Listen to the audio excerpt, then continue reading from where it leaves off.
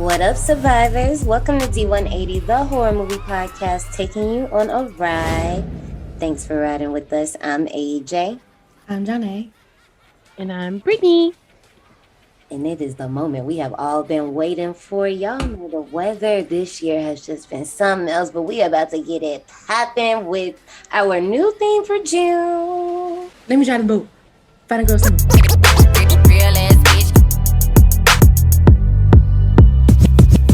Where every movie this month includes a final girl who has made her mark in the bad bitch genre. It's a genre. Taking a ride on our first movie of the month is one of the rather legendary movies in the whole world. Now, here's the thing.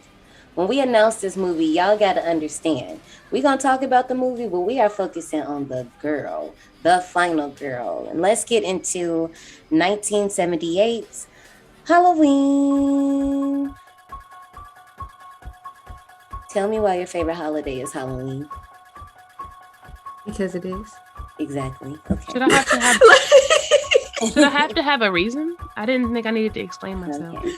Nope, I was like, maybe we can get our feet wet a little. No, plain and That's so. Period.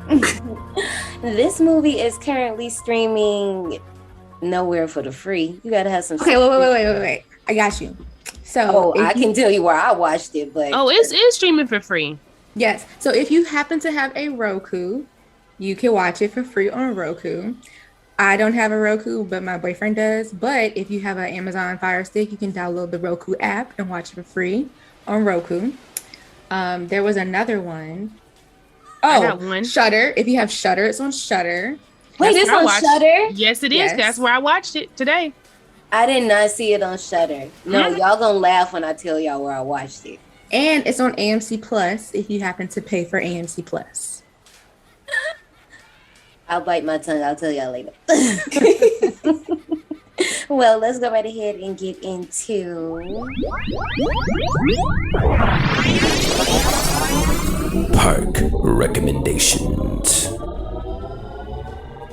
I'm not gonna hold you. This one was hard because once again, we just talked about Scream, and I was playing when I was like, ain't no fucking with this movie.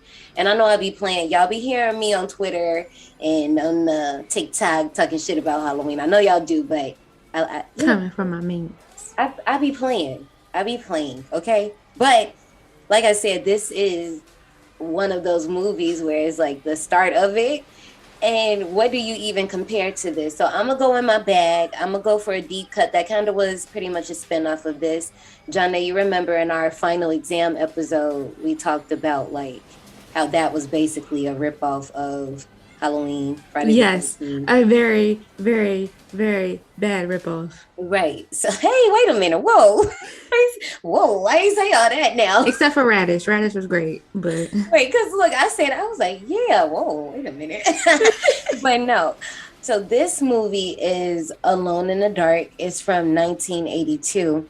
And like I said, this one's a deep cut. And it makes me think of Halloween because I don't want to give too much away, but it's about a character in a psychiatric home that escapes and wreaks havoc. So you see the connection there. Oh, well, survivors, if you have any park recommendations that fit today's ride, let us know on our Twitter or down in the DMs. So let's talk about it. Let's talk about the fucking final girl. So, usually for the first episode, we usually kind of do a deep dive or whatever the theme is that we're talking about. So since we're not doing a cue line, we're going to save that for a little bit later. And we're just going to cut right to the good part. Y'all remember the first time y'all seen this movie? No. I just know that I had to be at a babysitter house. And I feel like it was on Betamax. Why do I feel like it's on Betamax? I don't know. I just remember being at the babysitter house, hearing the damn music, the lights is off in the basement, because that's where, she kept all of us were in the basement. Her daycare was in the basement. Right. And I just remember the lights being off. I'm hearing that goddamn theme music, and I see titties. That's all I remember. There were titties.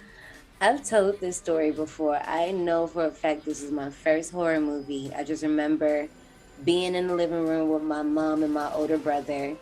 And like I said, they probably thought I was going to go to sleep. And they was fucking right because that shit was scary.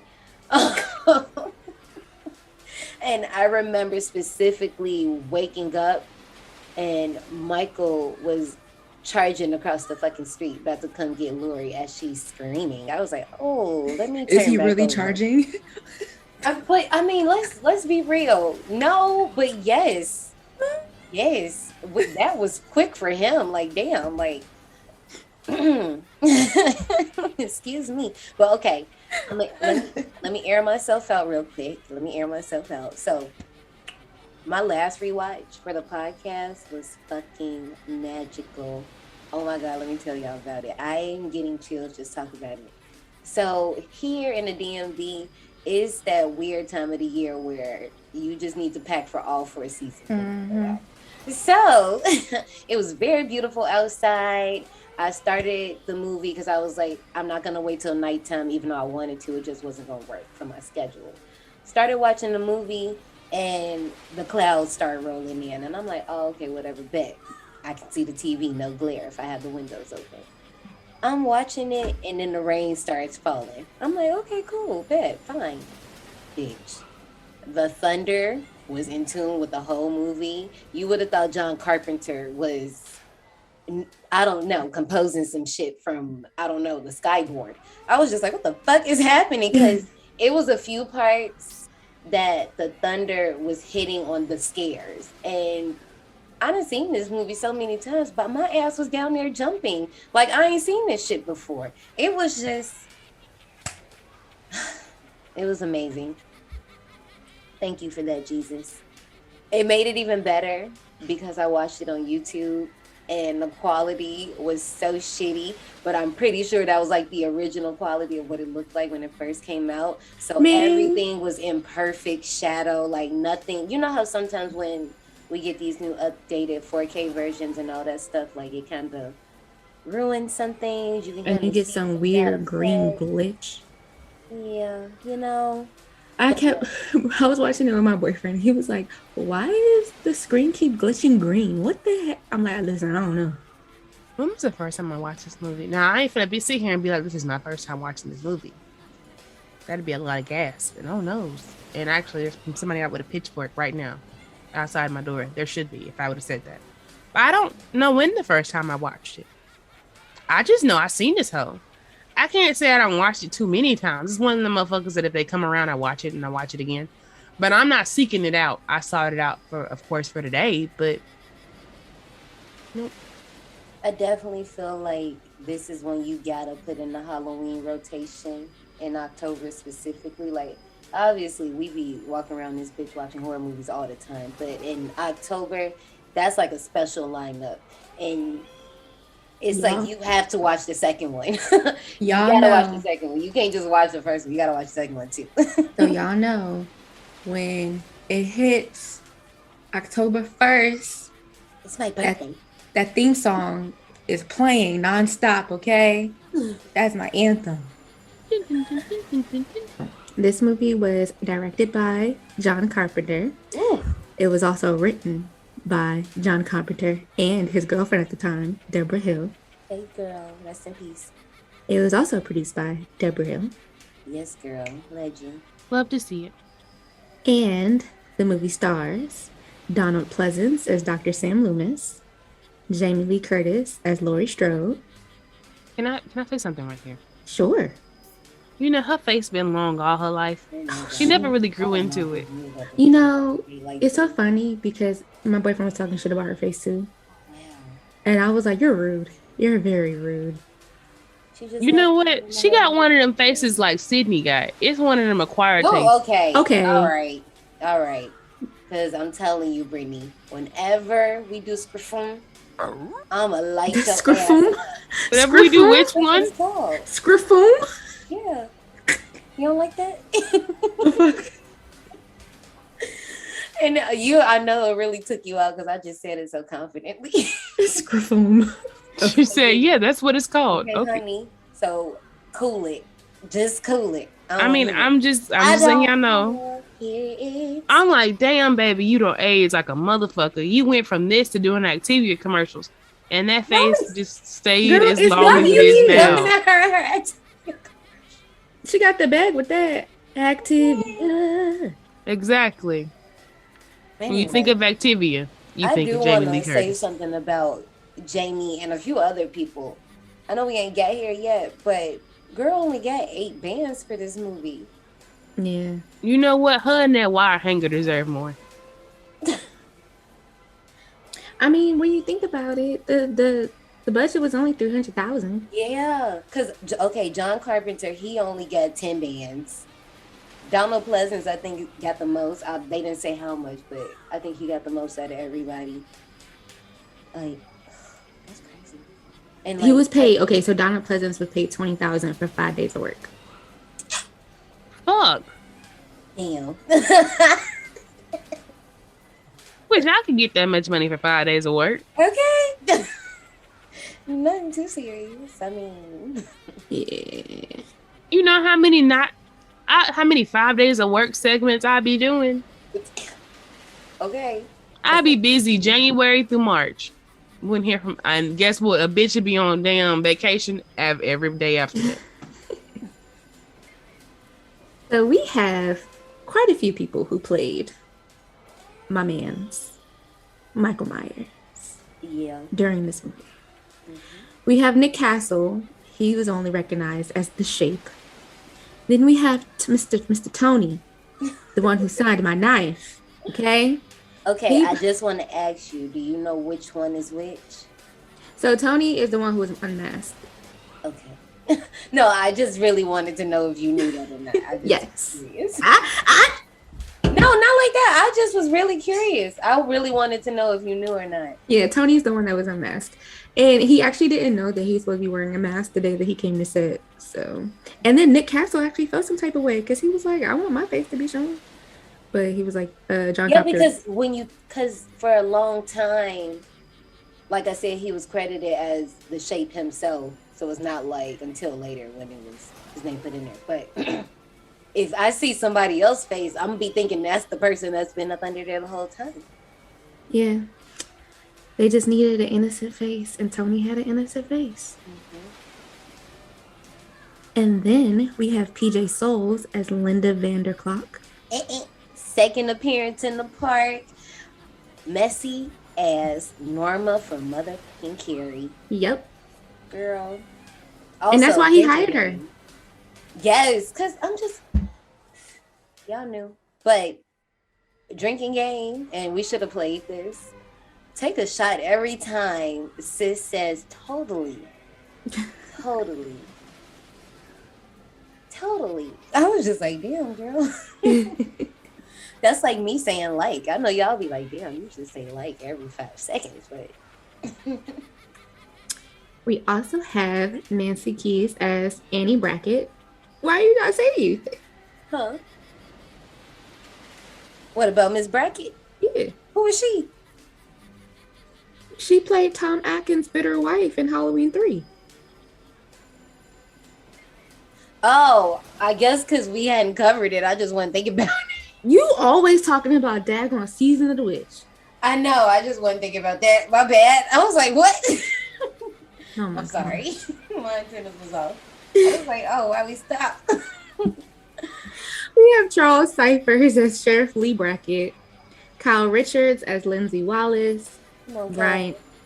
And you know, I always thought that she looked familiar every time I was watching. Well, I didn't watch Real Housewives of Beverly Hills. My mama watched it. So I walk in the room and she'd be like, she was the little girl on Halloween. And I was like, oh. But it'd be like, you know, with us in pop culture, we be seeing people's faces in passing and don't even realize. Right. You know. We have Brian Andrews as Tommy Doyle and John Michael Graham as Bob Sims. Cinematography was done by Dean Cundy. It is so fucking good. Right? It was beautiful. This, like, for real, this rewatch, because I guess I really don't even know when's the last time I've sat and watched Halloween. I watch it in October, but it's also like I'm not sitting watching it either. I'm doing something else. But this is the first time I like sat and watched it and got to take all that in. Mr. Cundy did that, honey. It was edited by Tommy Wallace and Charles Bornstein, and the music goddamn music done by John Carpenter himself in 3 days. And Was that's he also on drugs? 10 bands on cigarettes. That's all. Because I mean, whenever I hear they be doing stuff in a couple days, like 3 days, I be like, Brent, you gotta understand these mofos be hungry, okay? Like you could Kevin be Williamson, hungry when and he be locked high. himself, when he locked himself in the Palms, wherever the fuck he was at, he said, "I got bills to pay." John Carpenter, I got bills to pay. Did you see John Carpenter's luscious hair? He had shampoo to buy, honey. Did you see his deep cut V-necks? He had fashion to keep up. I'm sorry, I'm fangirl. Have you seen him? And this girl, go look. I mean, that's why I'm just gonna be on a limb and just say they might have been on drugs, and that's okay. John Carpenter in the 70s. That's fine. That's fine. Me too. 1970s. She about to Google it.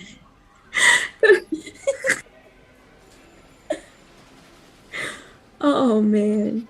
So we already touched on the fact that the budget was $300,000, right? He went from this to this. I can't fucking stand you. Damn. Fuck, he really was on drugs. I wasn't playing. Leave him alone. He still looks good. Okay. You lying to me. He look like a damn Splendor Daddy now. I mean, he got all the money for it. So I mean, he ain't a Splendor Daddy in the pockets. It's just the face. How dare you call him a Splendor Daddy? Okay. He got the money. So he's still a sugar daddy. It's just his face. How dare you? Well, I mean, apparently the audacity of me, but I'm always an audacious bitch. So I can see it. Shame. Anyways, back to this budget. Even though the budget was only $300,000, it went to gross $47 million at the box office. I mean, think about everything they did off that small budget, right? Like, you have the cinematography, like we just talked about. A lot of the times, and people be like pointing it out, but I kind of think it's interesting.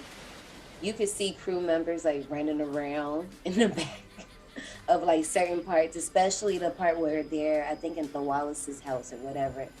But it's because like they didn't have the fancy lighting and all of that. When you watch this movie, you really like, damn, no, this is a lot of natural lighting. Like, it's big, but it's not what we're used to seeing today, where people are like creating false natural light.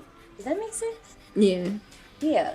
But then even the mask. Can we talk about the mask? I know we said we was gonna talk about Laurie, but we'll get to Laurie when we get to review. Let's let this be our chance. I wanted to talk about that $100 she spent on her wardrobe, and that was it.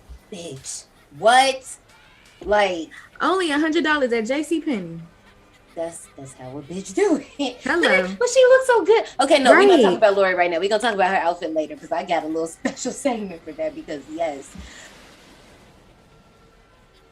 that's William Shatner's face. Yep.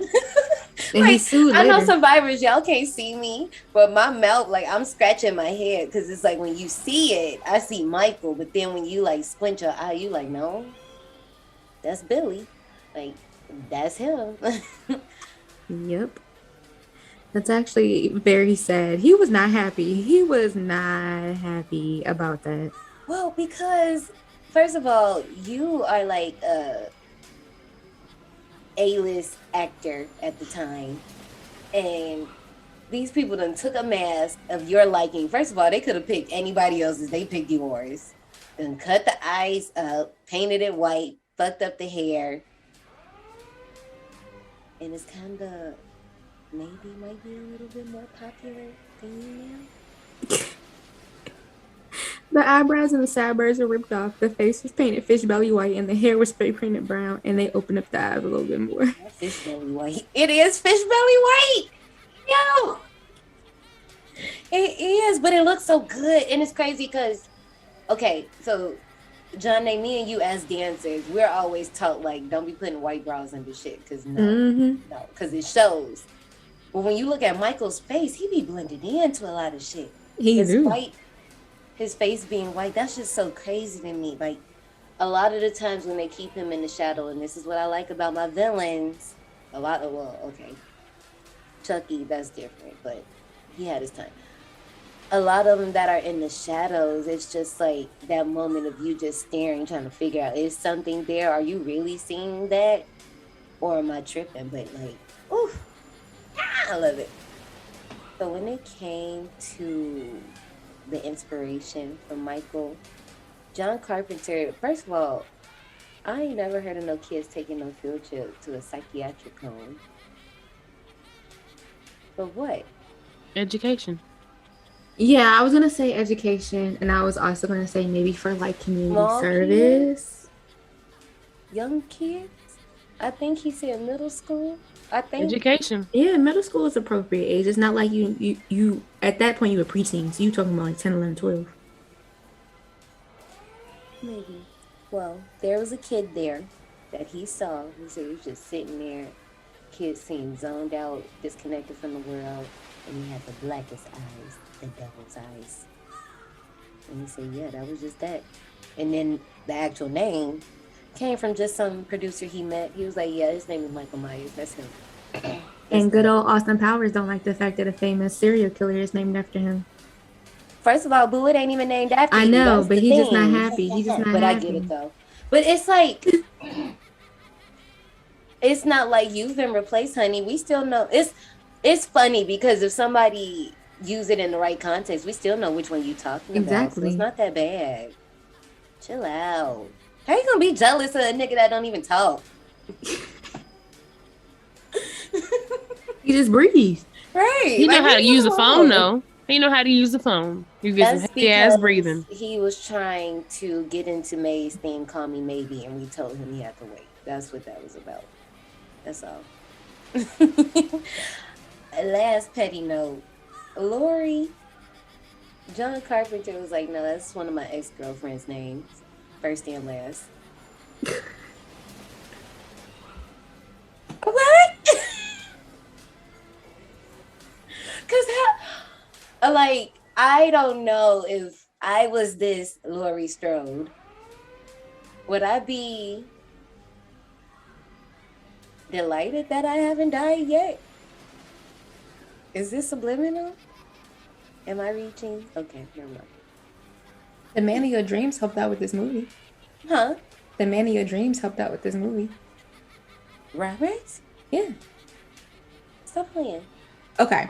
So my boyfriend had a bone to pick with this movie because he was trying to figure out why it did not look like it was fall and you're supposed to be in Illinois.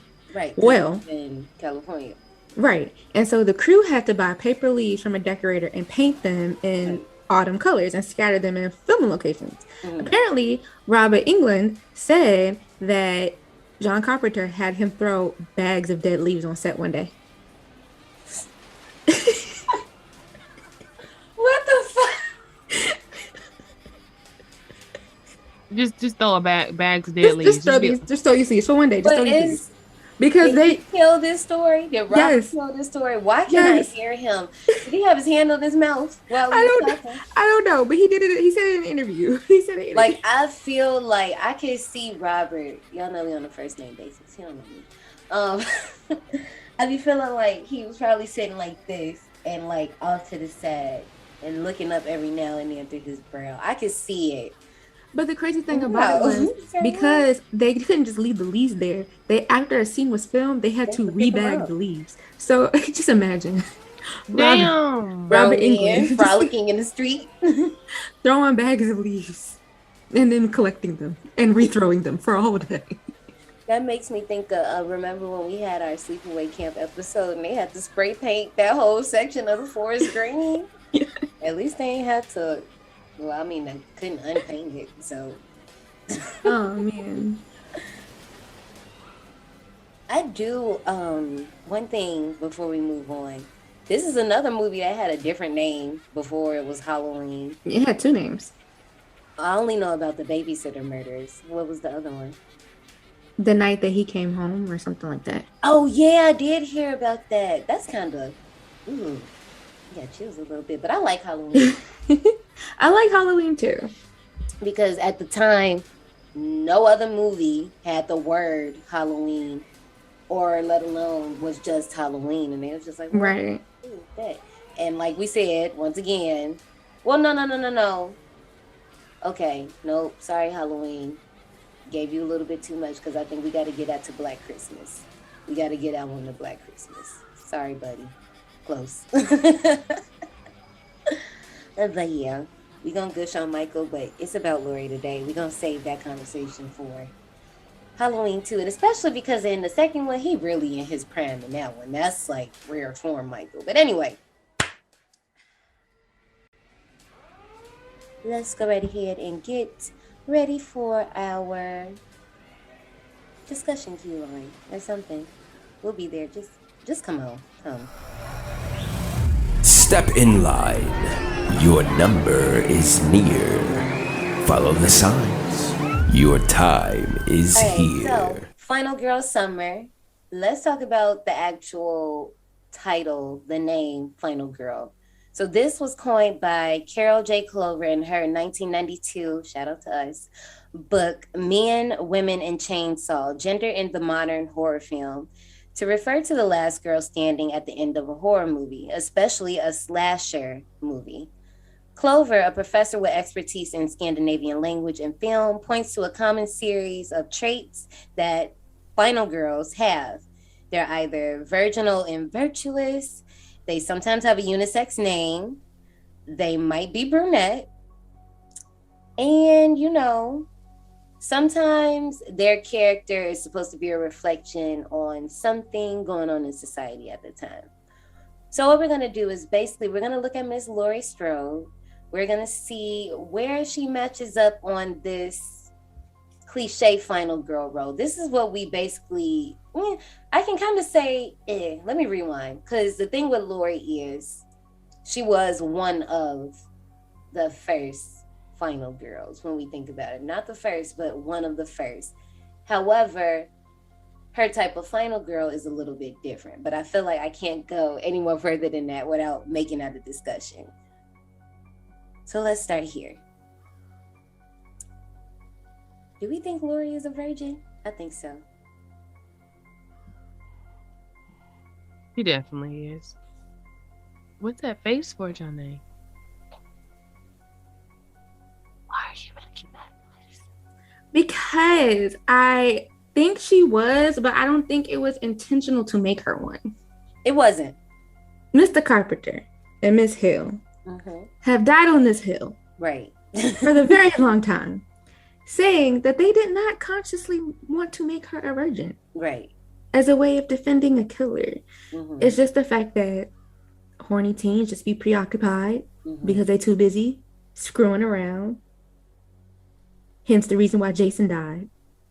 And on the other hand, Miss Laurie about her books. Right. And she be on her own. Be just more focused. Right. Which is why she was more aware. And see, that's the point that they were trying to drive, that she was just aware. But like I said, she was focusing on different things. I have an issue with this because you can be focused on your books and on sexual activity. I'm a prime example of that. You can. We have examples of final girls that do this. We're not going to bring them up yet, but we have examples of final girls that do this.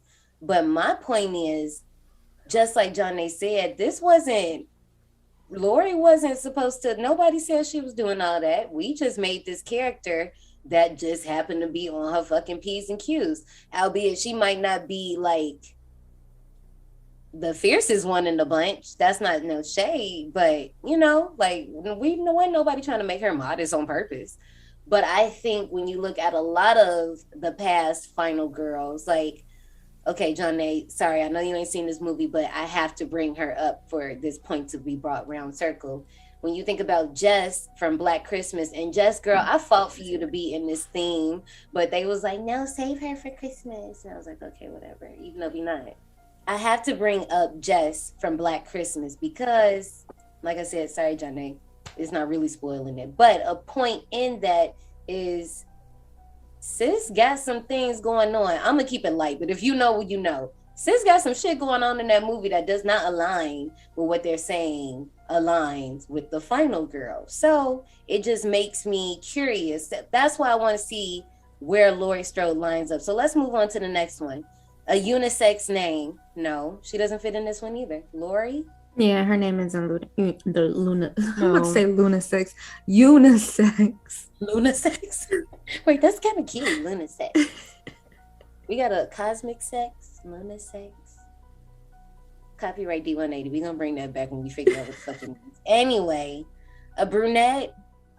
I don't know. I like dirty Laurie is kind of blonde. like a dirty Yeah. blonde, yeah. So maybe like a maybe. Now I love this last one. Does she know the killer? It depends. Speaking of this movie, well, speaking as far as this movie, there we go. No, she has no fucking idea who this dude is. Like, they don't see each other till the goddamn end of the movie. Right. She don't know who, when you think about it, she doesn't know who anybody is. And obviously, y'all know we in the Q line, spoiler alert. Like, Loomis, they meet at the end of the movie. She don't know who the fuck is this man screaming in this house. Like, like, it has to be confusing for this child when you think about it. I was watching it thinking about that. Like, damn, like. This man I run up was in his house to shoot this man, and I don't know what's going on. Not a goddamn thing. You confused. You've been traumatized to shit. You done seen 3 of your friends butchered. I got kids somewhere in this damn house. I don't know what they doing. Like, Y'all, maybe it's at the time for this, but Michael is dramatic as fuck. He is. And I live for it.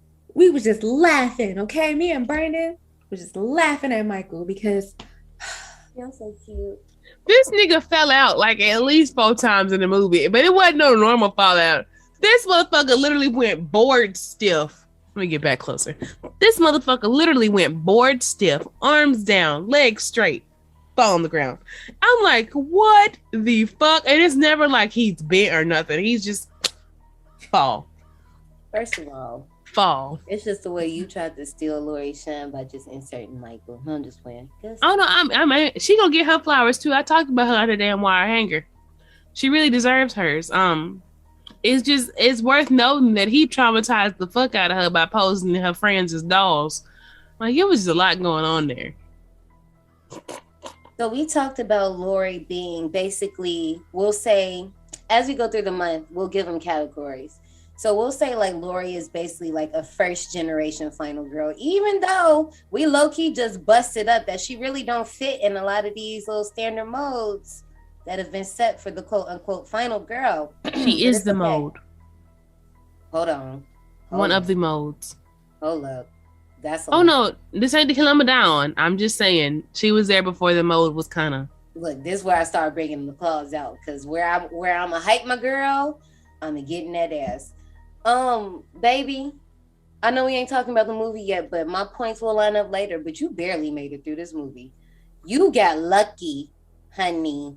That's how you got through this movie, and that brings up my next point. As far as Laurie goes, is she fight or flight? It's giving flight, but actually no, because she did poke that nigga in the eye with the little needle. No, I know you heard me talk about this damn wire hanger. She is a fighter. This bitch was literally when backed into a corner. The first instinct is to run, but when you can't run, now you fight back. Well, I mean, she is a white woman watching children in a house with no power. I don't expect much out of her to begin with. There was power. They just ain't turning the fucking lights on. At the house she was in, no, he cut the power. That's why she can call the police. Annie's house. You said at Annie's house? No, not Annie's house. The Wallace's house. Oh. Yeah, he cut the power on her ass. She couldn't do nothing. She was out of luck. So no, I feel I wouldn't have did the same thing because I wouldn't have been in the situation. Fuck them kids. But hey. Now we'll say with all those points that you two have made, she is resourceful. The wire hanger, like you said. Knitting needle. The knitting needle, like we brought up. But I don't know. It's just, I don't know, because can't she be like a medium? Can't she just be in the middle? Maybe. I'm fine with that. She wasn't a fight. She wasn't a fight. She was like a freeze. There we go. That's what the fuck this bitch is. Damn, That's the third one. That like, there's that's worse. That's three responses: Well, fight, or girl, freeze. I feel like freeze is worse. That's like, damn, bitch, you about to get cut up. But I mean, because here's the thing, like, the reason why I say, like, girl, you got lucky, like, you literally got lucky because your ass was about to get chopped. If Loomis hadn't came enough, girl. Hey. Ooh. She didn't have another wire hanger. Look, her luck was running out. Mm-mm. And then also because she's a first generation final girl, we see her making a lot of the first generation final girl mistakes. Like when she pops him with that sewing needle, I think she gets a hold of the knife and then she just drops it on the floor because she thinks he's like dead. I'm like, girl, no. It did make me think of Cabin in the Woods. And I was like, she did it twice. Did she pass out on that couch or did she like just have a moment? She just had a moment to breathe. Yeah. That was a dumbass moment. She should have stabbed the fuck out that nigga. She does it again at the door where they're sitting through the doorway and Michael trying to show off his abs for the summer because he's trying to be a city boy in these streets. She thought he was dead. Just getting up like the living dead. That's all he did the whole movie. Michael's workout plan. Are we ready to go on the ride now? Yeah, I think we've assessed Miss Laurie.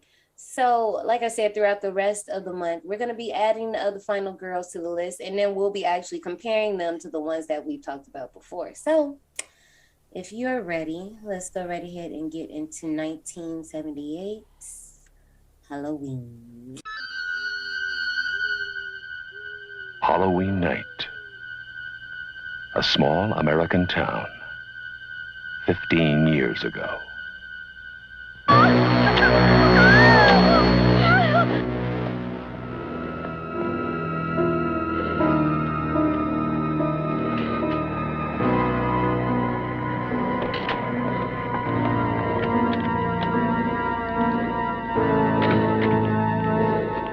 Michael? Halloween.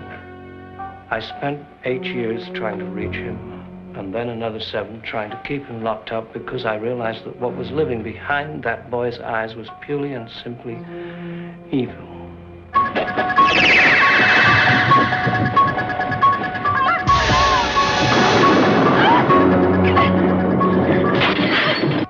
I think he'll come back. Exploring uncharted territory. And totally charted. Just talk. Sure. The only reason she babysits is to have Halloween.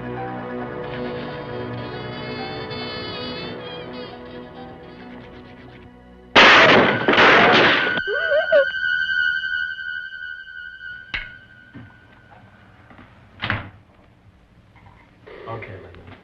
Come on out.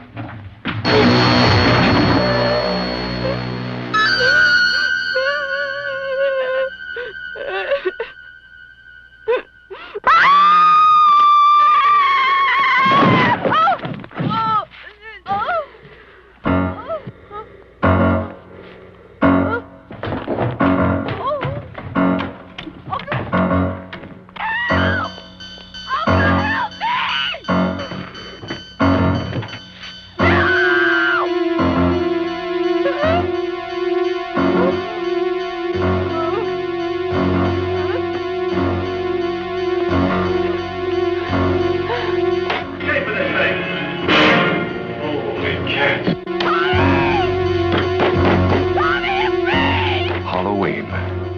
The night he came home.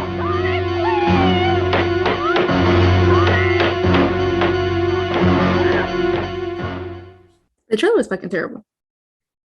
It is. And I was really trying to see, like, was y'all serious? Is this really the trailer? Is this a new trailer that y'all cut up? But no, I think that was really the real trailer.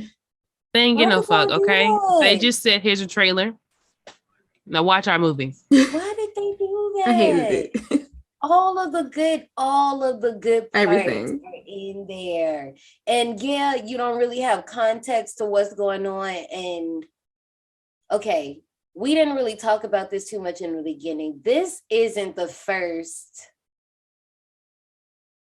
movie of its kind, but a lot of people look at it that way. I can't give you any other examples of babysitters getting killed, but this wasn't the first one to do that. Or be like just a slasher in that vein. But why did you do that? I can't get over it. Like literally all of the good moments are in the trailer. Everything in no particular order, but it's there. Right, in no particular order, but they're there. Like even some of them are out of context. Like Annie on the bed with the tombstone. Judith, whoever. Judith. They had to get asses in seats, y'all. Judith, and that's all they looks like it's supposed to be Judith. And when we did Dolls and Rosemary called her Judith, I really wanted to call her Judith because that's just, I don't know. It just looked like that in my head. Rosemary, Judith. You're not my mom. Thank God. Thank God. It's Halloween night, 1963, and we're in Haddonfield, Illinois. We're getting a peeping Tom's view of Judith and her boyfriend starting to fool around on the couch because, you know, this person is standing outside the window. Once Judith and her boyfriend goes upstairs, the little peeping Tom goes into the kitchen, grabs a knife, watches the boyfriend leave out the house, ascends the stairs, picks up a clown mask, puts it on, goes into Judith's room, and stabs the fuck out of her naked tits. Whole time we find out it's Michael. My tit.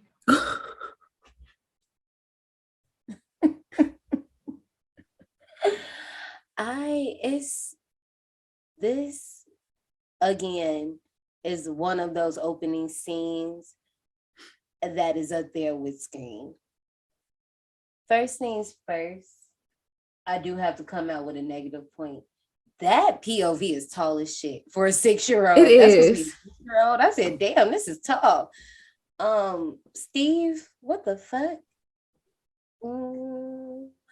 I don't need, I can't stand no minute, man. What was that? Definitely a minute. Was it even? Oh, okay. It's in here. Hold on. I have my notes. 1 second. Okay, here we go. At 3 minutes and 54 seconds, the lights go off. We're, in the room where but Judith and her boyfriend are. The boyfriend is heard saying goodnight from the stairs at the 5-minute mark, leaving only 1 minute and 6 seconds for them to have slept together. They must have already been naked before the lights went off and also have gotten like 8 pumps in or something. I don't think she even took her drawers off. Right. He just did it while everything was on. He didn't even All like he needed do was any. to see the tits, obviously. I don't think he took his clothes off. No, he didn't. He's fully clothed and she butt-ass naked. No, she's still wearing the panties. So that's what I'm saying. He just put it to the side, just freed the tits so he could see. That's all. Damn, she probably didn't have proper lubrication. That was not probably. No. That's why she was up brushing her hair because there was nothing out of there. No. She didn't get nothing out of that. Michael was like, girl, you deserve better. This is being done. You know what? This movie actually I know we haven't got there yet. But this movie has a problem with 1 minute men. Yeah. Them motherfuckers don't even last like a old buddy or later on. He got like 2 pumps in and they were talking about this was good. So bitch, where? So is that Michael's trigger? Is he avenging women? I hope so. I mean, but he also killing us. But... Eliminate a 1 minute man. Go on, Michael. And shout out my nigga Michael. I don't know. Is it his trigger? It could be lots of things. Tits can be his trigger, just like Silent Night, Deadly Night. Naughty. Poor thing. Poor Billy. Maybe it's if you fake an orgasm like they did. Right? Or it could be horrible babysitters not paying attention to doing their job. Michael has a lot of triggers. He's just basically just like Jason, just eliminating trash. The Lord's work.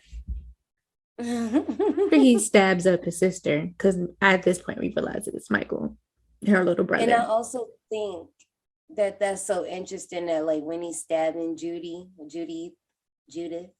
whoever, that he looks at his hand, is just watching his hand stab his sister. Like, you got it. Jose pointed that out. He was like, "What the fuck are you looking at his hand? Looking at your hand He's for?" Fascinated.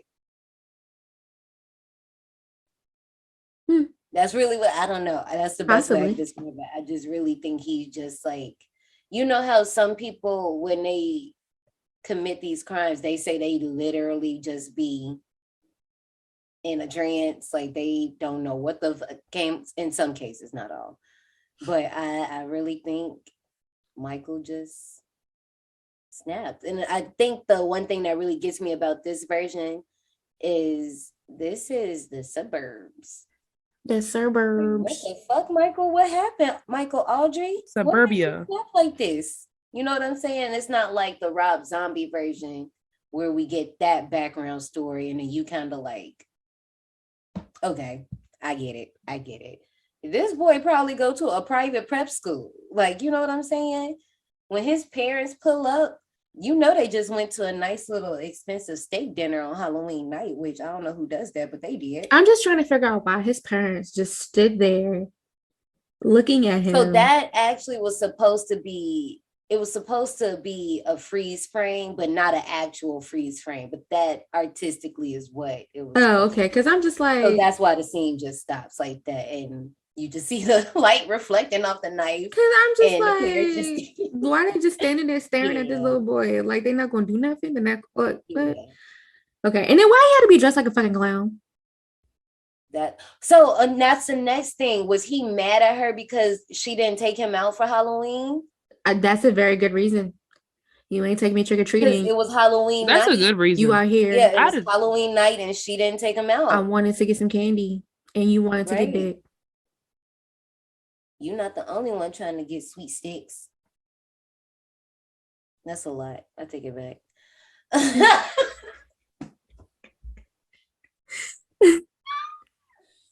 Anyway. All right.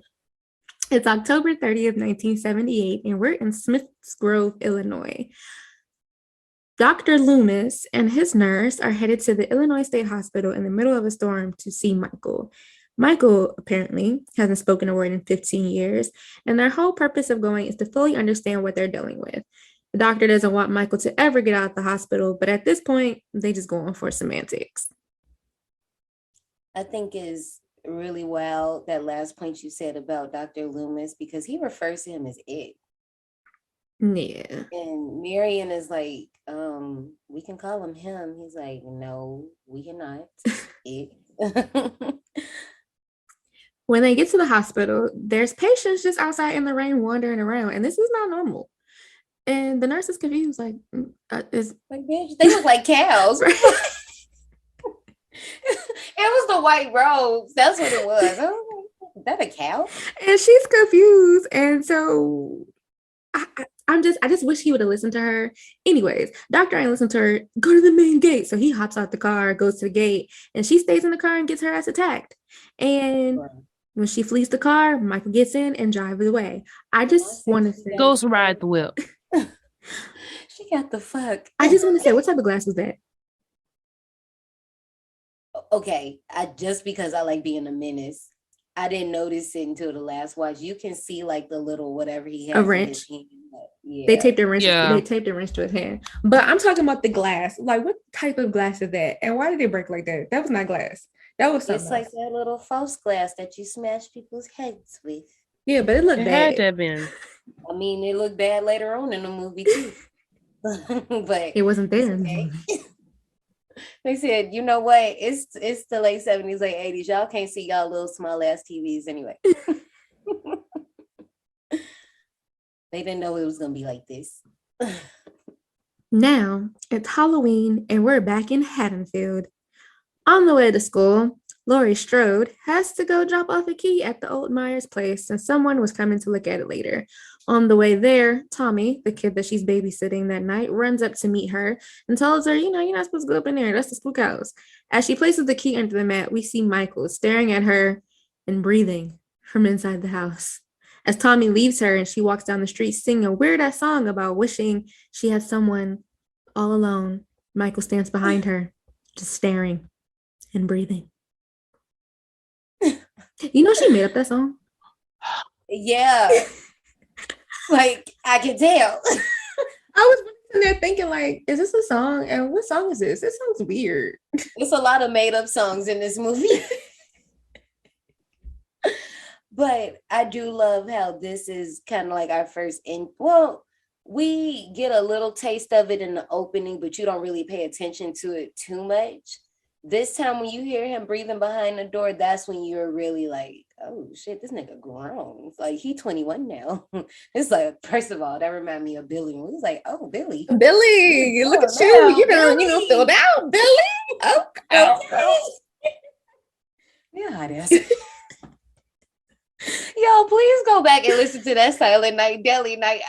Yo, that is my movie. That is my movie. Because me and Johnny dead ass had the same reaction, and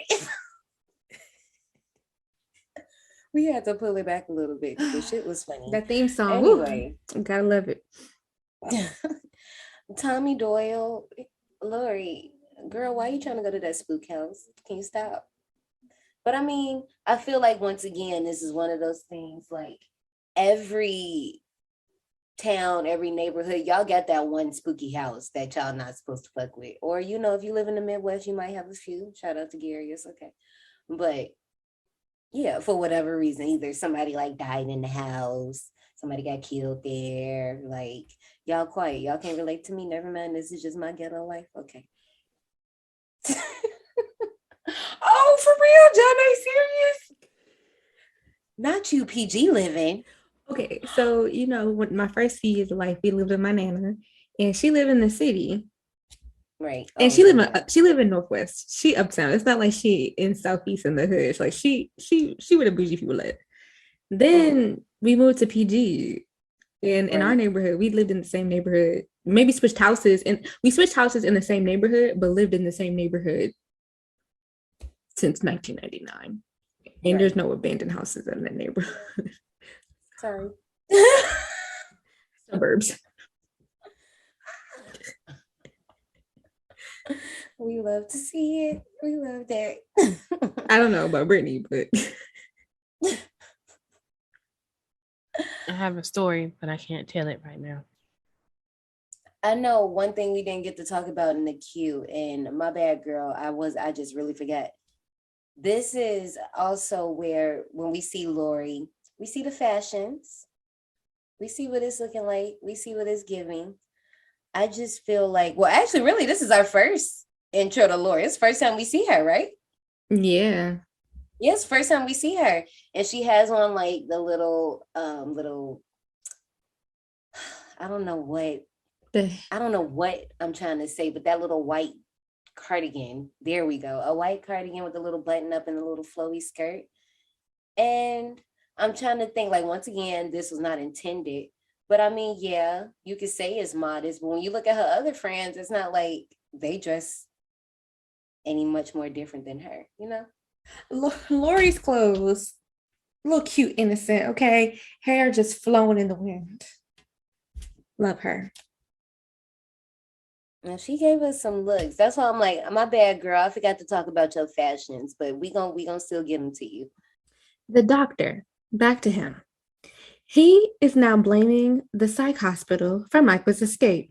The man in charge had the nerve to tell Dr. Loomis, I mean, it's your patient. If the controls weren't strong enough, you should have told somebody. Now, this sets off Dr. Loomis because he told everybody who would listen about Michael. And the man running the facility still not listening because the doctor knows where Michael is going. But the man goes to say, probably going. Nigga. You just said this man knows his patient and he should have warned people. Well, he's sitting here still warning you and you ain't doing shit. He's 150 miles away. He can't drive. Well, obviously he can because he made it there in one piece. Doing very well last night. Them motherfucker show said who taught him. I don't know. Y'all got. He was show driving. Right. And he made it. Show hit that turn. He made it in his destination in one piece and killed a nigga along the way. Okay. And stole his clothes. And there was no dents on that car. So he was going pretty fine. No police were killed in his driving of the miles.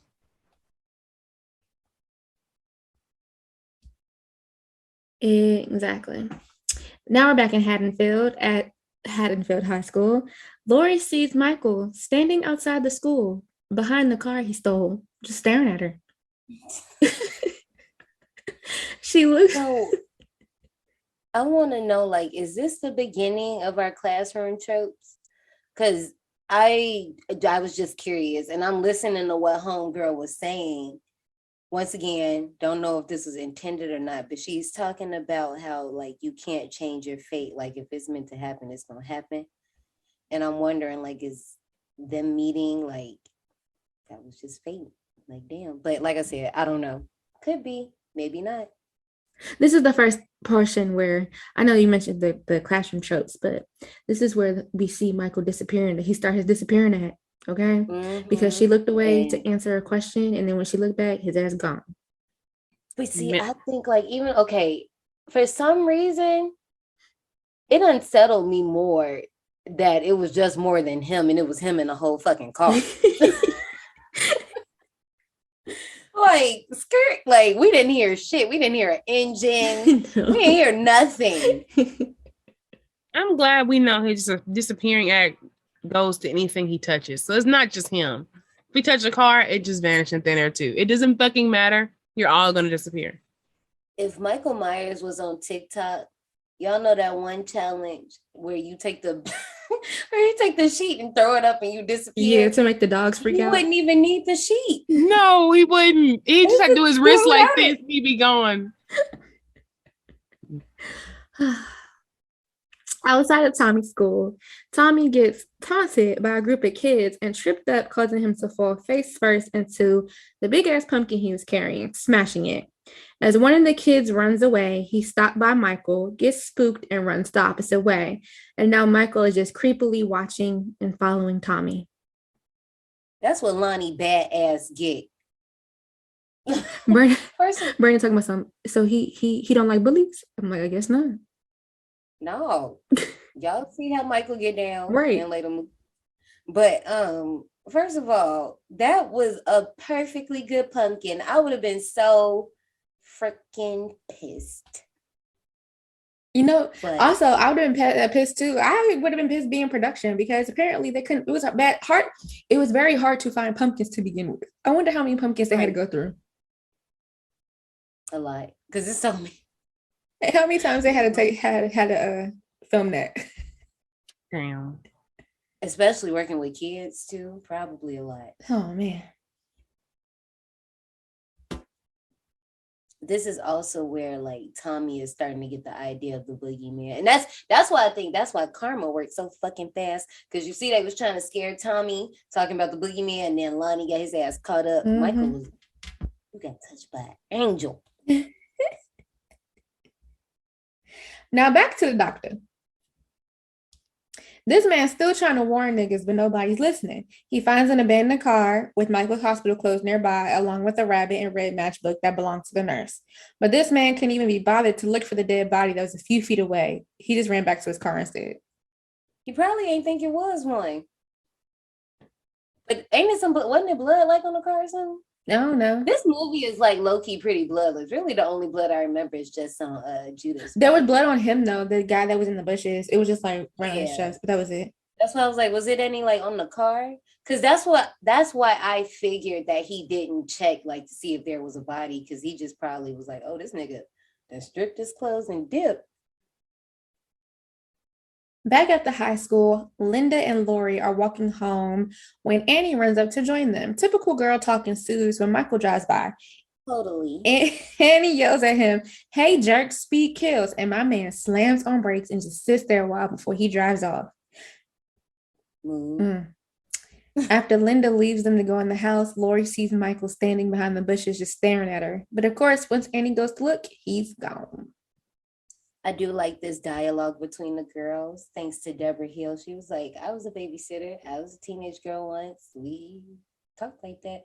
Besides the totally. But other than that. I mean, it was the 70s. Yeah. It's so funny because she says it so many times in that one part. But didn't you totally talk like that when you were in high school? It totally makes sense to me. I say like a lot. I say like a lot, especially when I'm trying to like fill space. So I can't go in on her, but it's just so funny because she put so much emphasis on it. That's what Like totally. It's just how it was. also, I think when they're talking, basically this whole little part, we getting this set up subtly. Like we all know that they all gotta babysit except for Linda, who has a date, but they like, no, girl, we about to do such and such and such and such and such and such. I do like this little moment where Annie's like, I need a place too, and Lori's like, shit. And everybody stopped. And Annie was like, well, I have a place to do that. But also, Annie, girl, you better watch yourself. Because Michael wasn't about to play with you. I guess you Stops on breaks real fast. listen. That's my favorite. You what? Bitch, what? Say it again, That's how I bitch. be feeling like when somebody honk at me. First of all, can I take a second to move my foot from the brake to the gas? I'll sit here. Oh, that's my favorite. I will go slow. Don't let it be the morning time and we going to the work in the DMV. I will ruin your day because I leave early anyway, so I'm not late. I got time to be ready. Ooh, okay. Thought I had a burp. Laurie gets home, puts her step down, and looks out her open window, and Michael is standing in the yard in between the laundry. We see her face. The camera goes back to the yard, and Michael isn't there anymore. And at this point, Laurie's scared and shut the window. And I just want to know, where the fuck did he go? Like, she didn't see him leave? In front of her face.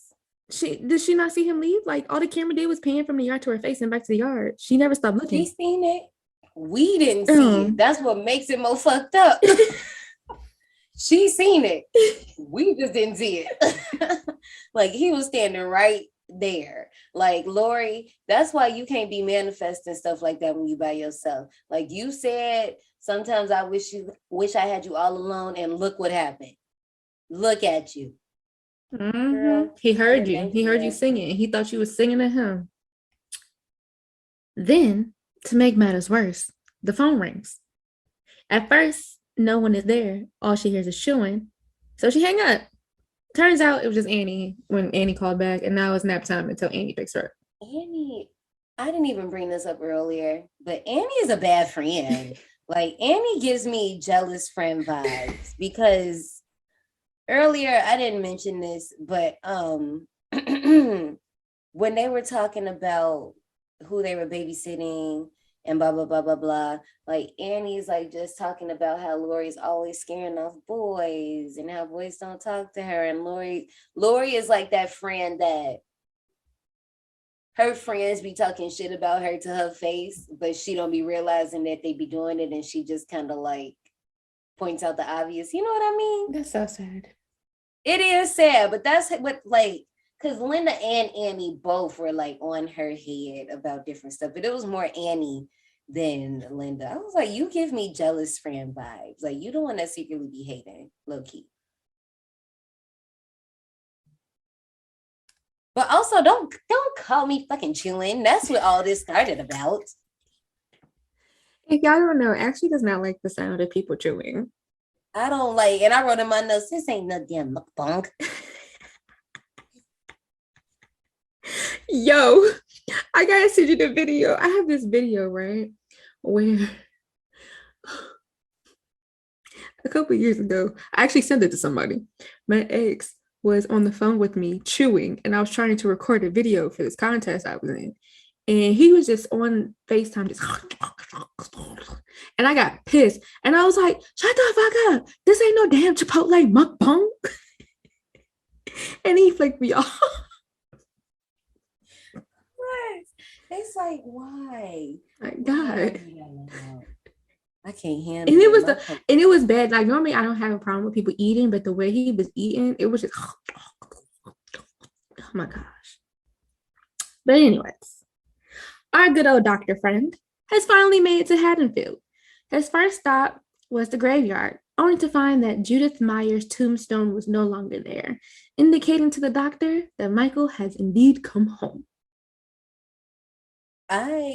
Michael Audrey, come on, come talk to me. Why are you so petty? Let's talk about Tombstone's it. heavy as a motherfucker. Right. But no, here's the thing. You already took your sister life. You gonna take her tombstone too? You not just gonna let it go? Like, come on, Michael Audrey. Like, damn, you didn't. Damn, that's rude. I can't wait until I get a house with a yard. I'm getting that tombstone. That's cute. No, that's cute. I know. I can't wait. Just put it in the backyard. Not in the back. Under a tree. No, put it in the front yard. Right by the flower bed. It's one of them things like you gonna be like, is that a fucking tombstone? Most definitely is. At night, it's gonna have a little light that shine up on it. Oh man, I can't wait. Can't wait. As Annie and Laurie drive to their babysitting gig, they smoke some pot. Once again, final girl's not supposed to do drugs, but look at that little baby lungs, and boy, does she have baby lungs! Right. All up until they get to front of Annie Daddy. Right, I'm like, you ain't even hit it that hard. That must have been some Reggie. But I don't know, because Reggie stinks too. I ain't smelled it in a minute, but like, what was y'all smoking that he ain't smelled at? Mm-hmm. Or maybe he was just too. Reggie? I think he was just too preoccupied with the fact that somebody had just robbed the hardware store and they stole Halloween mask, rope, and a couple of knives. Talking about something. Oh yeah, it was just some kids. What kids is stealing rope, knives, and masks? This sounds like a crime that's waiting to happen. The rope got me. That's not kids. Now to us, that sounds very, very sus. But then I'm pretty sure they like, oh, it's Halloween. Somebody's buying this shit for their costumes. The knife, very questionable. Because why the fuck you need a sharp ass knife? To cut the rope. Oh yeah, I guess so. Yep. This whole time that they're driving, right? They're being followed by Michael. So as soon as the girls pull off, the doctor rolls up on the sheriff. But again, nobody wants to listen to the doctor. And the sheriff doesn't want to listen to the doctor's warnings and plays him to the left as Michael drives right behind the doctor undetected. Okay. He really just went unnoticed. Right? But Annie and Laurie finally make it to their babysitting gig, and Michael is outside watching Annie like a hawk. They drove for a long ass time. How you drive that long? One, and I realized that you being followed, and two, it's dark. By the time you get, I noticed somebody for 2 lights. We got a problem. We got a whole ass problem. That situation. Also, to go back on something, the BTK, I had to look this shit up. The BTK killer was going on then, so the rope should have been like something wrong. They should have been like, no, this is not kids. He was actively killing motherfuckers then. Maybe because, and this can just be, well, I don't know, we all the same age. I know who that is, but I don't know who that is. So I don't even know the significance. And I'm also just gonna be like, we were in the 70s. We didn't have social media. We didn't know about this shit. Oh, he was a big deal. That's why I was like, I don't know. It was bind, torture, kill, because he tied them up. Oh, I thought those were like his initials or something. No. Look, BTK, BTS. I'm a freaking. Annie, I know I was just talking shit, but can you be my babysitter? Because she was like, we about to watch 6 hours of horror movies. I was like, I want to watch. What y'all watching? Also, this is when we hear Don't Fear the Reaper. We just heard that in Scream, but this is the actual song by Blue Oyster Cult. Y'all should check it out. I like it. It's kind of scary. Don't get scared, but. No, Lord. I guess the sheriff wants to listen to the doctor finally. So he takes him to the Myers house. And there's a dead dog on the inside that's still warm. And the doctor's like, yeah, Michael got hungry. And the sheriff is just like, yeah, no, that's a skunk. Since when do skunks eat dogs? First of all, I don't think I do that. And I know we said what we said about not like going further than this movie, but Michael is a known puppy smusher. and y'all like him. I'm making faces at y'all in judgment. Who is y'all? The people that like Michael. And y'all know that he be smiting out dogs like that. That's crazy. I hate that you use smite. Michael could still do no wrong. Where's Peter? Somebody at them right now. I guess I can't talk shit because I know in a few weeks y'all gonna fire my ass up and I'm be like, but it's okay. Because really, honestly, I've seen Nightmare on Elm Street, but I probably don't remember it. So I'm probably gonna be looking at this with a fresh new lens, and I'm be like, Ashley, what the fuck is wrong with you? And still, why won't y'all listen to the damn doctor? The doctor is telling you about Michael, and y'all won't listen. It ain't no fucking skunk. Michael ate the dog. Anyways. This is also where he I was playing earlier when I said it, but when we get the line of basically Loomis saying like, no, this is the real deal. Like, this kid is fucking evil. I stared at this kid. I worked with this kid for a minute and it ain't nothing behind them eyes. Right. It's just gone. Like, this plays like a soap opera, but horror. Yeah. All My Pumpkins. I just want to talk about how the piece of glass that scared the fuck out of him. He got spooked by the house falling apart. And the sheriff just looking at him like, get it together. But I mean, shit, dealing with Michael, I guess so. Oh, man. But like Ashley said, he gives this whole backstory into how he came across Michael and all that. And after telling the sheriff this story, he decides to stay at the house and camp out while the sheriff goes and looks for him. He really just, by camp out, stood behind a hedge. We're half the movie. That is camping out, okay? It just stood there. Let him make it. Oh my gosh. While babysitting, Annie calls out Laurie to chat it up while Michael is lurking outside the house Annie is babysitting it. Of course, Tommy, being the perfect angel baby that he is, sees it, but Laurie doesn't believe him. Right before hanging up the phone, Annie spills something on herself, causing her to strip in the kitchen while Michael watches and breathes. When she gets a new shirt on, he knocks the hanging planter down on purpose. Now that cracked me up. Now the dog sees Michael for real this time and barks up a storm, but Michael grabs him and kills him. See? Oh, no, I got a lot to unpack for this little scene, right? So, first of all, hashtag believe the innocent kids. Right. Because we could have nipped this in the butt so much long ago. Tommy really could have been our Andy Barkley. Right. Oh my gosh. Anyway, this is also where we find out that Annie set up Laurie with Ben Tramer. I don't know why. That is such a good character name, Ben Tramer. His name is Bennett Tramer. But I was literally about to say that. His name was Bennett. It's so cute. I like it. I really like it. But again, Laurie is like boy shy and it's kind of cute. Like, she's like, no, I am gonna be so embarrassed. I can't talk to him. But Laurie on this rewatch, she really is almost like that socially awkward Daria character, almost. Like, she gave me those vibes upon this rewatch. You know what I mean? Yeah. No. I had to think about it.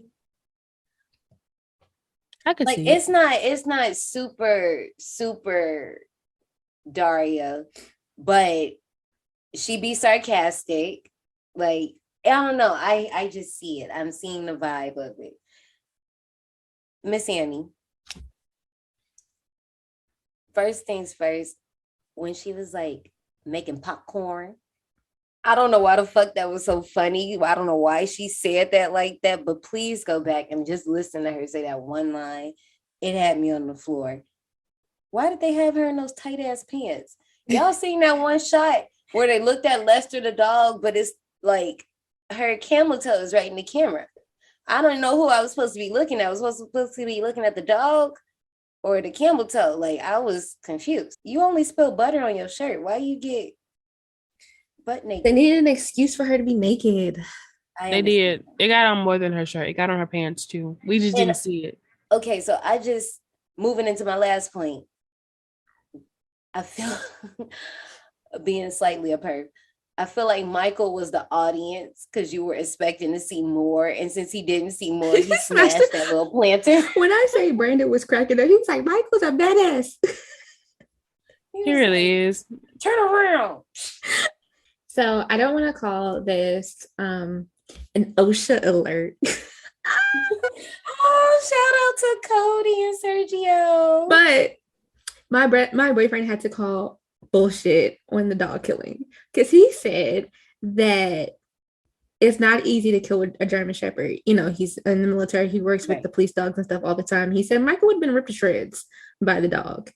But I told him that Michael is magical and he don't die. So yeah, Michael got that mind control like Debo. I know Smokey said he had the mind control, but it's Debo. It's Debo. Annie goes to wash clothes in the laundry room that's not attached to the house. And Michael is out there watching her and playing games with her at this point. He locks her ass in the laundry room and she tries to climb out the window and gets stuck. The only reason she ends up being saved is because Paul called the house and Lindsay ran out there to tell her. Yo, Jerko. Did y'all see that Clorox box? That like old one? Yeah. Took me first. It was just like, once again, so much going on in this Clorox scene. 2. It's like we came a long way. Right. And that's what I say this all the time. Like, we've seen a lot. Mm-hmm. Like, if you was born in the era that we were born in, we literally seen way too much. I'm convinced. Like, we just seen too many things have an evolution that I'm just like, dang, that did kind of look like that, didn't it? But Lindsay was into that movie. Mm-hmm. She was like, I am watching The Thing. Please don't disturb me, honey. Do what you gonna do. Also, something happens right here. What is it? I didn't write it in my notes. Something happens right here. Hold on. Lindsay ignored the fuck. She didn't care. She didn't pay attention. Phone call. Every time she called her Lindsay said, fuck you, bitch. I'm watching this movie. I cannot be bothered. Stop trying to get me talk to people. Quit trying to get me answer the phone. I'm doing something. Leave me be. Okay, sorry. I was like, you were muted. I was screaming. Oh, damn. I'm sorry. Okay. Now that Annie is unstuck, she's making plans to get some dick while Michael is watching her again from outside the house. And like the terrible babysitter that she is, she drops Lindsay off with Laurie and Tommy and goes back to her car. Can we go back? Because she's terrible. First of all, she didn't even close the damn door. Nope. When they got back in the house, and Michael was just standing right there. Yep. I love that shot though of the camera going back and forth, them switching places, and he disappears. It was giving TikTok transition. We should redo it. TikTok on the clock. Oh wow. Sorry. They can eat you up. That's a joke on TikTok. I know. Damn. I couldn't even defend you. I was like, ooh. And it's funny because you literally are a month younger than me. That's what be making it so funny. But and I'd be acting so old.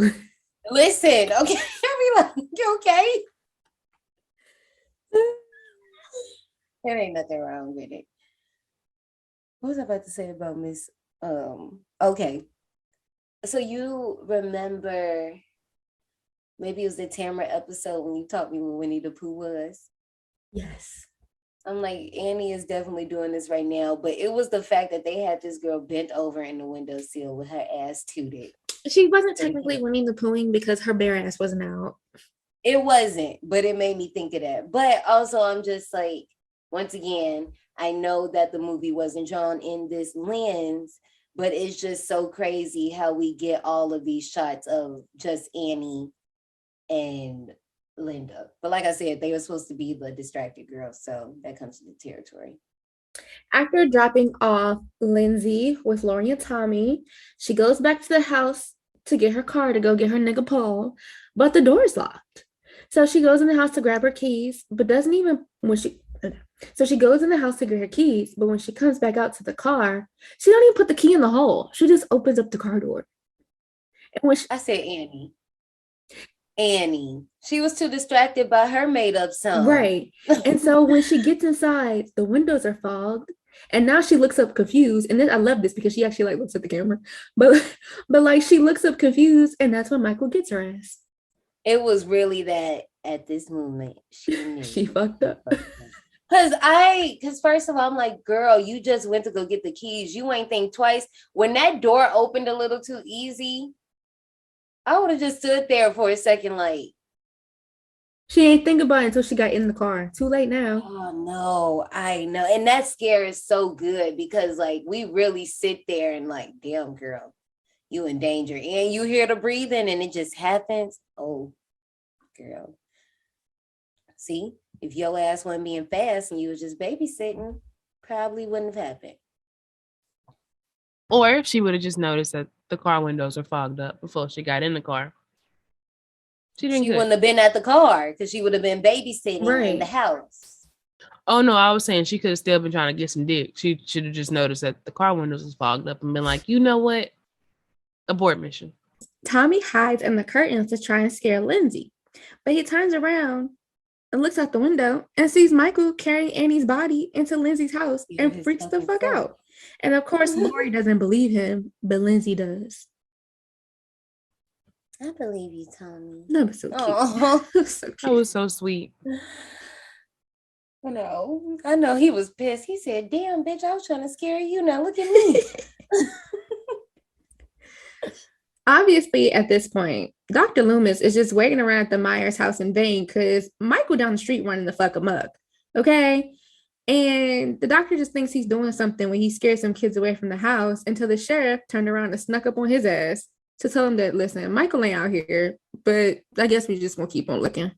With my magical rewatch, BJ, of course, was watching with me. And before this part happened, I was like, this is one of my favorite parts of the movie. And I was like, just watch. And when it happened, I was so happy that he shared the same reverie that I did. It's the whole, Lonnie, get your ass away from there.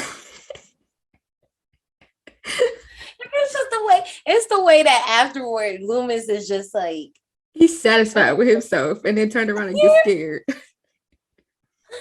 Oh, I loved it. But now it's time for Linda and her man Bob to join the party. And you know what? Their whole car conversation confused me because Bob is disgusting. I'm like, who wrote this? And so was that written? We had a whole conversation because Brandon was like, who's Lindsay?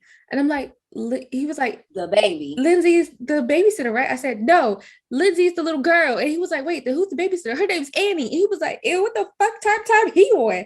I'm like, it's disgusting. Who wrote this?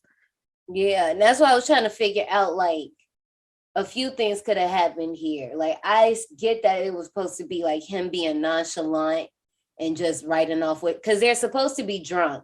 That's why they got like the empty, like if you look around the scene, you see empty bottles and shit everywhere. So I'm guessing it's supposed to be like, okay, fuck that shit. Let's just get up in here and do this. I hear you, girl, whatever. But it's like in retrospect, when you hear it, you just like, sir, that is a baby. Right, like no. Also, y'all loud as hell outside. It's Halloween. Anything goes. Trick or treat. The pair bust in the house, but Annie's nowhere to be found because she dead. So you know what they do? They just start making out on the couch while Michael stands in the doorway watching them. The audacity. This is literally somebody's house. You don't even know who house this is. Exactly. Michael is like the perfect peeping Tom, okay? He is a voyeur, if there ever is one. And my thing is like, y'all don't feel that? Y'all don't feel him right there? Like, is it just me? Am I crazy? no. You're not No, crazy. but they didn't know the shit. Mm-mm. They just in somebody else's house fucking. Right. And I guess they got tired of making out for the time being. So they call up Laurie to find out where Annie is and is relieved to find out that Lindsay's spending the rest of the night at Tommy's. So they go upstairs to do the nasty. And Michael is again watching, waiting, breathing.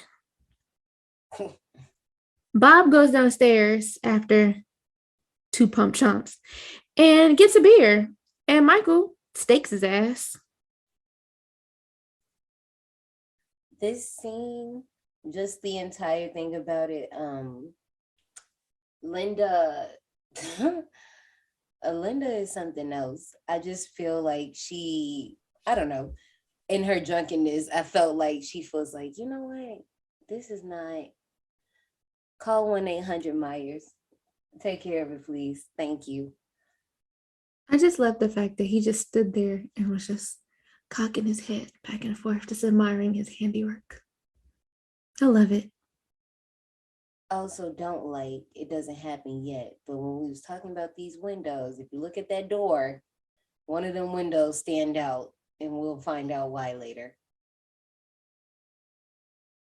But I also think this scene really does work, because as far as Michael goes, you can see like the physical anatomy at work.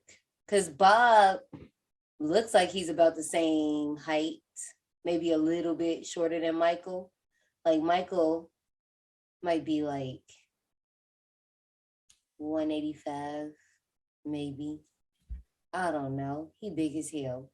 But when you see those two going against each other, you're like, nah, this dude the real deal. This is something serious. And also we get some nipples, more nipples. Yes. So after killing Bob, Michael dons a sheet like a ghost and throws on some glasses and just stands in the doorway breathing. I'm sorry, because I love him. He just be trolling, okay?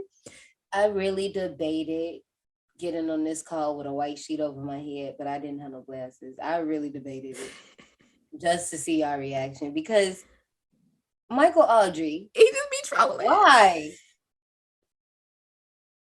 And then just stood there, because I love this part where Linda is like trying to show him her boobs, like to get him to come on, and then she gets up and calls Laurie, and she's like, "This is going nowhere." But where is it supposed to be going? Are y'all supposed to be having an orgy or something? Why are you so pressed for Annie and her nigga to show up? Like, what is happening? Maybe. You know how it is. You gotta have group sex together in different rooms. Oh Lord.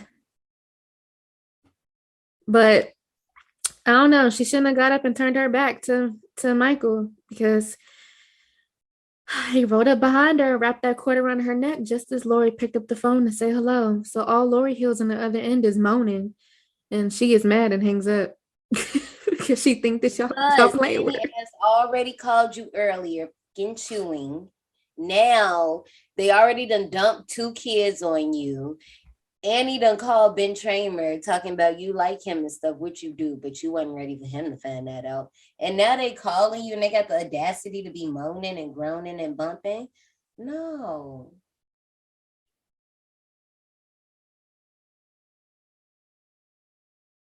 I get it.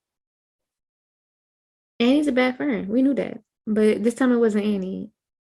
It was Linda dying. So back to Dr. Loomis. After standing outside forever, he finally notices the car that Michael stole. Like, sir, why are you not paying attention? He was too busy telling Lonnie to get his ass away from them.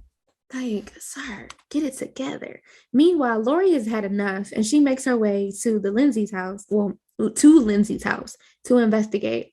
The house is quiet as a mouse when she arrives, and they can't be found. And throughout her whole search through the house, I don't know why she never cuts the lights on.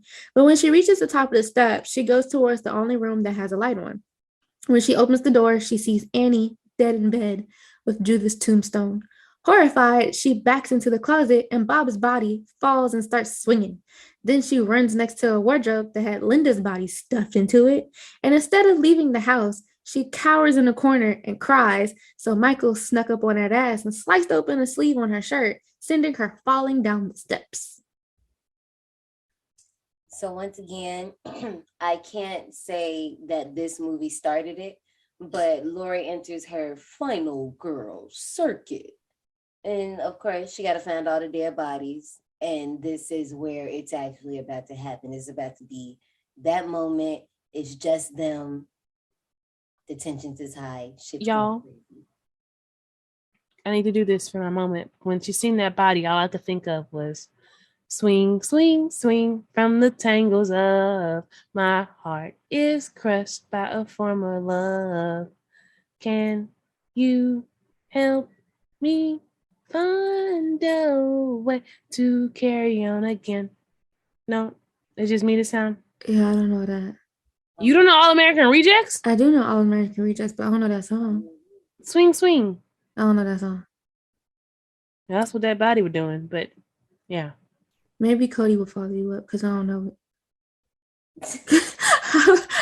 Somebody sing with me. Normally I'm good on this, but just that I can't believe you don't know this song by them. And out of anybody I was hoping you would sing with me, but you just looked. I'm sorry. Yeah. You left me hanging. I got you. I got you next time, hopefully. And it showed like he was doing that monkey bar swing, you know, when your leg, when your ankles be hooked. But it's just like, Michael, when did you even do that? Like, why you just ain't leaving where he was? Because he extra as fuck. He was staging bodies. He was like, I need her to walk through this house, so let me move this body. This ain't enough trauma for me. Let me just go ahead and spring these bitches together. Give you the maximum effort. And then he had to have him pent up, because if he swings, I would imagine his body would like fall down to the ground. All you gotta do when you making somebody swing is just take their little where it hooks right here, like this. I mean, but once they swing back, what are they holding on to? Like, what's like literally, you just gotta tie that shit so that when they swing to what? He's in a pantry to himself. Oh, you use a little bit of rope to get this little part and go around, and you good. It ain't like even when he get hit when he hits rigor, you even better. Back to Laurie. She tries to escape out the front door, but it's locked. She also runs into the kitchen, but that's locked too. But it was actually locked from the outside because Michael, he done did his due diligence and he done propped the door closed with a rake from the outside. And Laurie Ash just sat there struggling for the longest time before she decided to bust through the glass to let herself out.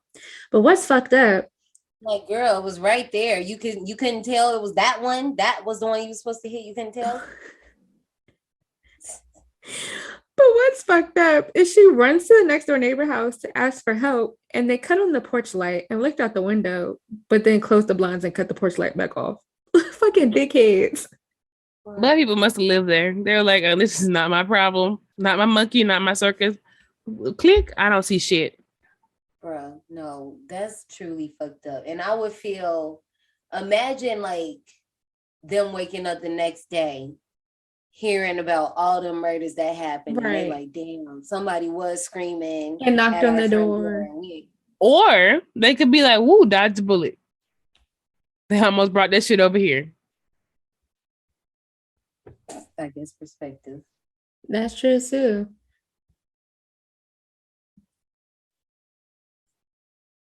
But y'all know, I love Michael.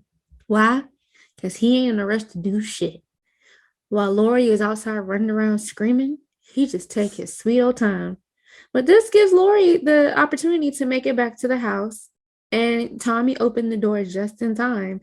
Too bad the phone line is dead and the power is cut when she picks up the phone. But then she quickly realizes that, damn, there's nigga in the house. Because why? One of the windows is open. So she cowers in front of the couch and grabs a knitting needle, which she uses to stab Michael in the neck when he stabs the couch and a failed attempt at stabbing her. And I don't know why she thinks shit's sweet now, because then she just sits on the couch and takes a breather.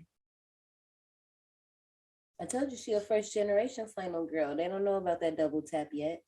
They don't know this is the part where the killer comes back for one final hurrah. one final hurrah. He came back for all of the hurrahs. Okay. They didn't know this yet. We didn't know. Tommy, I know you sleep upstairs, but could you move any slower? I'm just reminiscing on my nieces and nephews and just thinking which one of them would be the Tommy in this situation. There's a few of them I could put in this box. Michael was coming across that street, and y'all be saying that he was walking. No, that nigga had a little pep in his step. I'm literally telling you, he was almost on them stairs. Yeah. By the time Tommy, I'm telling you, by the time Tommy, he was walking slow. Tommy took forever to come open the door. He was walking slow. He had to have been. She had enough time to throw a planter at the window. Him come to the window, have a whole little discourse about coming to open the door. Him fidget with the door, open the door, and this nigga still walking towards. I would have been yanked that bitch up by her hair. Right. He was moving in slow motion. He was not moving in haste. He said, I got time. This nigga didn't even open his stride fully. He did some half steps. Michael rushes for no one. Meanwhile, the doctor's still roaming the streets looking for this nigga.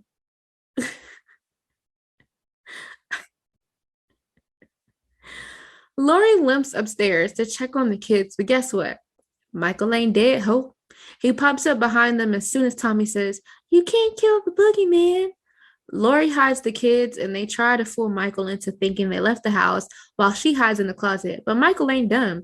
He busts open the closet and ends up getting stabbed in the eye with the wire hanger, dropping his knife. So Laurie grabs it and stabs him, causing him to collapse. This scene is terrifying. Because first of all, she thinks it's okay. She's reassuring these kids. This dude literally low-key still blends into the background because it takes you a second to realize that's him walking up the stairs. Once he gets into the closet, I think the thing that gets me the most is when he cuts the light back off. Because when he busts through, all the commotion snatches the light on so you can see him. You see that he has a mask on. You see that this is him. But then when he cuts that light off, he blends right back into the darkness. And it's unsettling. Leaving the closet, Laurie drops the knife right beside this man. Again. Why? She lets the kids out the closet and tells them, you need to go run to the neighbors, blah, blah, blah, blah, blah. And the kids did exactly that. They had one job and they did it well, okay? Because their yelling and their screaming caused the doctor to come in the house. But not before Michael done sat his ass up like the living dead and slowly made his way to strangle Laurie. But what house did they go to? I don't know. They were supposed to go to the neighbor's house, but we only see them running out the house, screaming. Janae. What? They went to the Mackenzie's house. Hello, scream. Go down to the Mackenzies. I'm gonna case the house.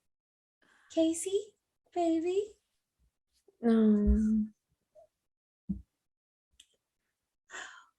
Which makes me think the Mackenzies have a big ass family because right, this is Haddonfield, Illinois, and that was Woodsboro. Right.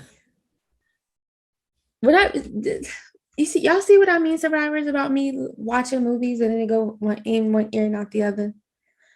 But it's okay because that's Scream. No, that's Scream. No, I know, but I couldn't think. I'm so wrapped up in Michael right now. I can't think about Scream. Michael's my number one man, okay? Anyway.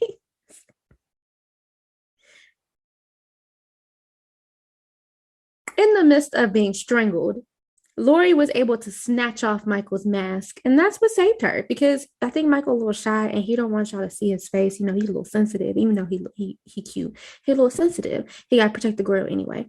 But this allowed the doctor to make it up the steps just in time to shoot Michael repeatedly, causing him to fall over the balcony. Well, he kind of jumped backwards over the balcony. Really, he fell, but then he jumped. Yeah, that don't matter. It was up to his waist, but then he was on top. Yeah, it was like Sims where they like glitch. Yeah, it's all right. He had a couple glitches. He somersaulted off the balcony. He just landed on the ground. But it's okay because you know what? we all know my nigga ain't dead because when the doctor went to go look for him, he wasn't there. And cue my thing. Loomis's face was pure. He was thrown. He was smeckledorf. He was bamboozled, flabbergasted. He said, "No, hold up. 6 signs." And this dude ain't laid out on the ground. Shout out my nigga Michael.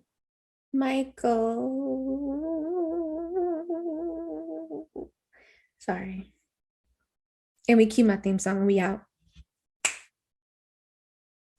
I like how the movie ends with you getting shots of almost every location that we've been to, and you just hear him breathing the entire time. I'm gonna start breathing. It's the boogeyman, ho. I'm gonna start breathing all the time. Y'all gonna be in love with me.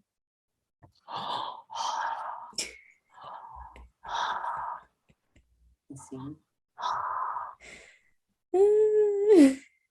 Ratings. All right, this movie got a 7.7 out of 10 on IMDb, a 96% on Rotten Tomatoes, a 87% on Metacritic, and 90% of Google users like this movie. You want me to pay for my ticket? You want me to pay my way? You give away my tickets? I want you to give your score. I want my tickets forever. I want to keep them forever and always so I can win a prize. Ain't no prizes, bitch. So no, I'm kidding. Damn, okay I'm then. kidding. Since I gotta give my tickets away for this film, I'm going to give this film 85 tickets. Okay.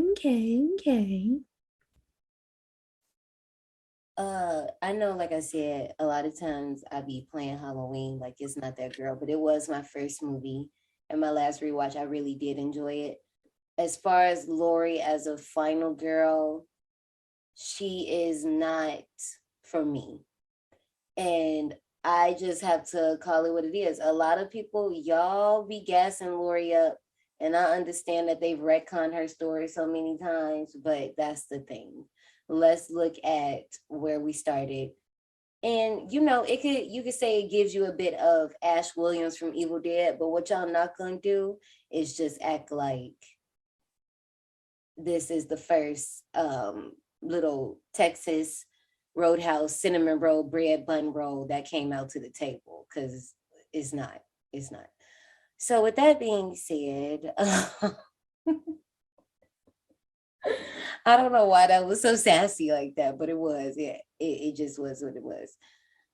I am still going to give this 90 tickets. And we thank you for your patronage. You know me, I ain't never no hater. Am I going to call you out? Because how you going to call somebody else out if you can't call out yourself? And I will when it's my time. I will. I never will. What? Well, that's just... Talking about calling yourself out. Oh, it's okay because we're going to call you out. Right. And you know what? And I'm going to argue down.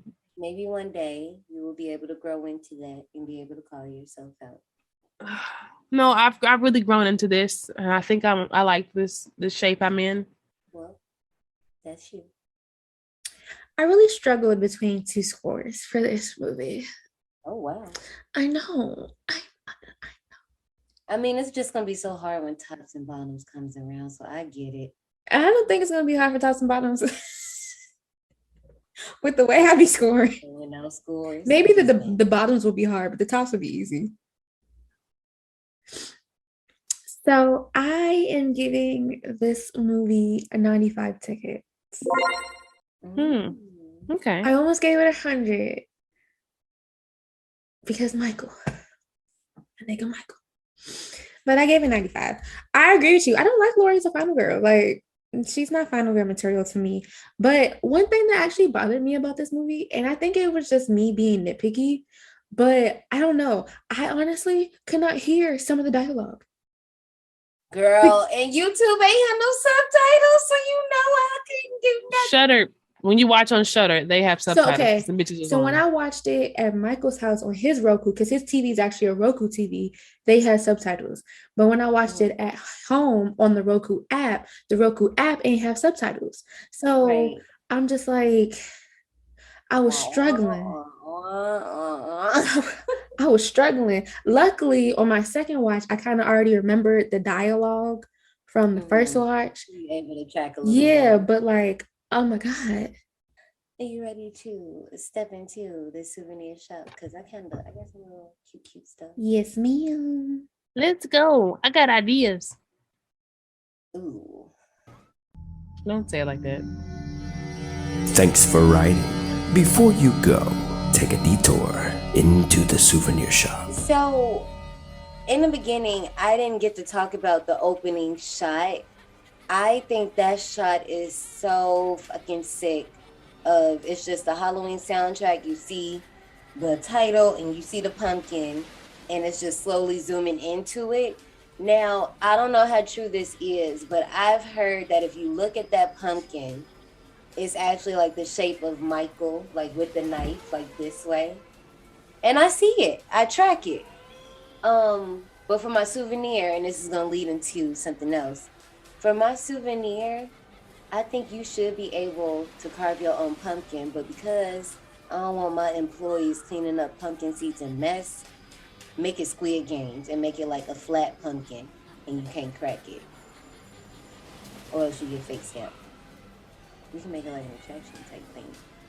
Well, that sounds like fun. Interesting.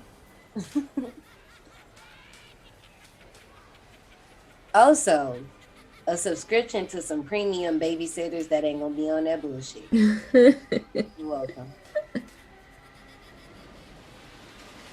You should let like horror aficionados vet your babysitters before you hire them. Mm-hmm. Will your kids survive? Will they take one for the team? Ooh. I'm not getting hired. I'm gonna be weeded out very quickly. I'm gonna weed myself out. Listen, it's not me. It's your kids. Will my kids They're make not it gonna to make the it. end, like in When a Stranger Calls? Or will they end up being offered as a sacrifice? Option 2, Alex. Oh, y'all. For my souvenir, you ready? Mm-hmm. I think we should do a little teddy bear with a knife and a clown costume with optional masks that can come off or on. Maybe not a teddy bear, but actually like a doll, like a little blonde doll. I like teddy bears. That's fine. But nobody ain't gonna know what it is. You can make him like the little beige fur. He can be a little lighter than you. Was that supposed to be a light skin joke? No, I'm being dead serious. It was a light skin joke. I'm actually dead serious. He could be like a little lighter than you. That way he can like match with the little clown costume and the mask that comes off and on. That's optional with the little knife, but the knife has to be real. Or like real-ish. We don't want people hurting themselves. It's like I don't know how to take this pitch because I feel slightly offended. No, don't feel offended. I'm actually being serious, and I was using your color as a reference. I wasn't using your color as a shot. And peanut butter for the last time. Well, I mean, whatever color you want to be, the bear just needs to be lighter than you. With that being said, I want to talk about this poster. I have one of my Halloween shirts on, and it's the one where it's like the evil pumpkin and you see the hand with the knife. Okay, once again, John A. ain't seen this movie, but if you look at Black Christmas? Yes, if you look at the hand, you can see that face clear as day. And it's like, once you know about that, like, you can't unsee it. Every time I look at this shirt, I'm like, damn, that really look like such and such. That I think is cool. This movie got hella poster work, hella artwork. Y'all know it's on the IG. I'm probably gonna have to do another post just to post some other posters because it's that freaking many. But yeah, no, I think this one with the evil pumpkin in the hand, I think that's my favorite one. With the tagline, "The night he came home." That's the one I'm digging. Oh. Well, let's go ahead and get into these park announcements. So that is 1 for 4 in our theme, Final Girls Summer. If you want to keep up with us and see what we are covering next time, make sure you hit us up on our social medias, D180 Podcast on IG, Twitter, TikTok. If you want some exclusive, you could definitely get into our Patreon where we have tiers as low as $3. Any other inquiries, you can email us at destination180podcast@gmail.com. Next week, we're going to switch it up a little bit. We're going to do the Texas Chainsaw Massacre 2003. So no, we're not going to be in 1974, but this one you can catch on Netflix at the moment. So until next time, make sure that you are on your P's and Q's.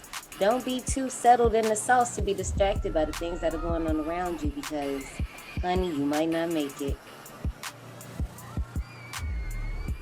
Bye-bye. See y'all later. I'll see you soon.